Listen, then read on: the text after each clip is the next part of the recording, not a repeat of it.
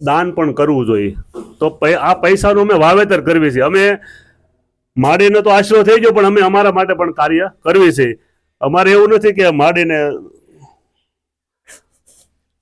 બસ બસ માડી મારે મારે મારે દીકરો છે, નોટ મારું બધું તમામ પૂરું કરે છે. બોલ બધું મોદી ખાના થી કે મરી જાય તી કેરે હોતે મને એ પધરાય છે. તમે આજે આપણે આવ્યા છીએ સરસિયા ગામ ખાતે.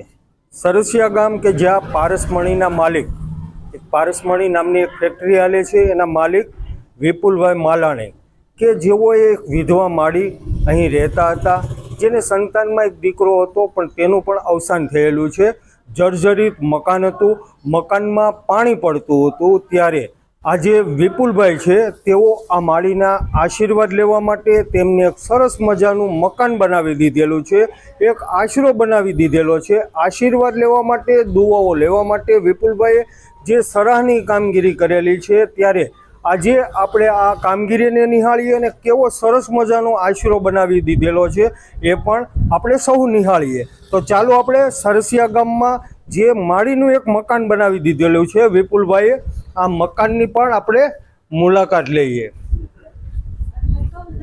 સરસ, આજે સામે જે મકાન દેખાઈ રહેલું છે આપને, એ મકાન વિપુલભાઈએ બનાવી દીધેલું છે. સરસ મજાનું મકાન છે, માળીને રહેવા માટે એક આશરો બનાવી દીધેલો છે.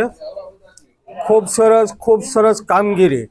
મકાન સરસ મોટું મકાન છે, જેમાં તમામ સુવિધાઓ આપણે કેમેરામેનને કહીશ કે આપણે બધું અંદરનું જે કાંઈ દ્રશ્યો છે એ અંદરના દ્રશ્યો પણ બતાવે. ખૂબ સરસ સરસ લ્યો. આ વિપુલભાઈ છે અને આ જે માળી બાજુમાં બેઠા છે, માળીનો એક આશરો જે બની ગયેલો છે. માળી ખૂબ રાજી પણ છે અને આપણે અંદરના પણ તમને દ્રશ્યો બતાવીએ કે ખૂબ સરસ મજાનું, સરસથી રસોડું સરસથી કામ કરી દીધેલું છે વિપુલભાઈએ. વિપુલભાઈ મજામાં? માળીના આશીર્વાદ લીધા એમને. માળી રોવાનું ન હોય, તમને રાજી થવાનું હોય કે ચોમાસામાં જે પાણી પડતું હતું, આ માળી એકલા છે, નિરાધાર છે, એનો આધાર વિપુલભાઈ બનેલા છે. વિપુલભાઈ માલાણી કે જેમણે મકાન બનાવી દીધેલું છે. ખૂબ સરસ. વિપુલભાઈ, માળીના જે આશીર્વાદ તમે લીધા છે, માળી ખૂબ રાજી, આ હરખના આંસુ પણ હોય, તમે એના આધાર બનેલા છો, ત્યારે શું એક સંદેશો તમે શું દેવા માંગો છો? તમે ખૂબ સરસ મજાની સરાહની કામગીરી કરેલી છે એ બદલ. માડીનું મકાન એવું હતું કે એની અંદર એટલું બધું પાણી પડતું હતું. બા, કેટલું પાણી પડતું હતું એની વાત મૂકી દો. અહીંયા બાઠા પડી ગયા, પાણી ડોલું પડ્યું, મૂકી દીધું. આમ જોવો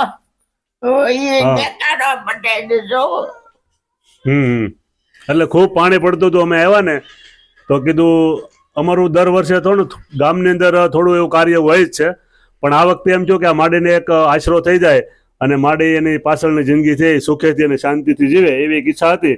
કે તો માડીને આ એટલું બધું આખા મકાનમાં ખાલી એક ખાટલો રહે ને એટલી જગ્યા હારી હતી, બાકી આખા મકાનમાં પાણી પડતું હતું.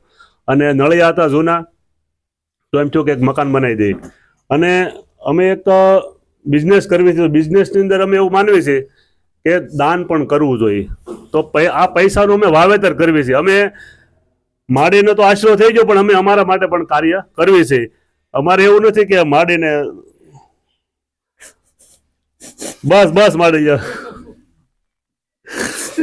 એટલે અમારે સુખી થવા માટે અમે આ કાર્ય કરવી છે. અમે આ પૈસાનું વાવેતર કરવી છે.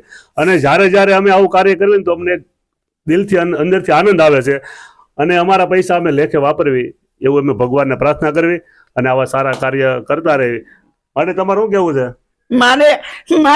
મારે દીકરો છે, નોટ મારું બધું તમામ પૂરું કરે છે. બોલ બધું મોદી ખાના થી કે મરી જાય તી કેરે હોતે મને એ પધરાય છે. તમે બસ બસ હવે રોવાનું નથી. હવે રોવાનું નથી. હવે આપણે મજા કરવાની. હવે આવડું ન આવવું જોઈએ બસ. ત્યારે આજે આપણે જોયું, અમે સંજયભાઈ વાળા સાથે આજે આ મકાનની મુલાકાત લીધી, આ માળીની મુલાકાત લીધી, દાતા એવા વિપુલભાઈ માલાણીની પણ મુલાકાત લીધી. વિપુલભાઈ કે જેઓ સરસિયા ખાતે એક બિઝનેસ કરી રહેલા છે, સુરત ખાતે પણ તેઓ એક બિઝનેસ કરી રહેલા છે. અને તોકતે વાવાઝોડું જ્યારે તોકતે વાવાઝોડું સરસિયાને ખેદાન મેદાન કરી નાખેલું ને, ત્યારે પણ સમગ્ર સરસિયા ગામના લોકો માટે વિપુલભાઈ માલાણીએ ખૂબ સરાહની કામગીરી કરેલી હતી. અને આ કામગીરી નોંધ આપણે જે તે સમયે પણ લીધેલી હતી. ત્યારે આજે જે માળીના આશીર્વાદ, એક માળી જે નિરાધાર છે, જેને એક સંતાન હતું તેનું પણ અવસાન થયેલું છે, એમનું સરસ મજાનું કામ જેણે કરેલું છે એવા વિપુલભાઈ માલાણીને આપણે પણ અમારી ચેનલ વતી, અમારા રિપોર્ટર સંજયભાઈ વાળા વતી ખૂબ ખૂબ આપણે એને શુભકામનાઓ પાઠવીએ છીએ.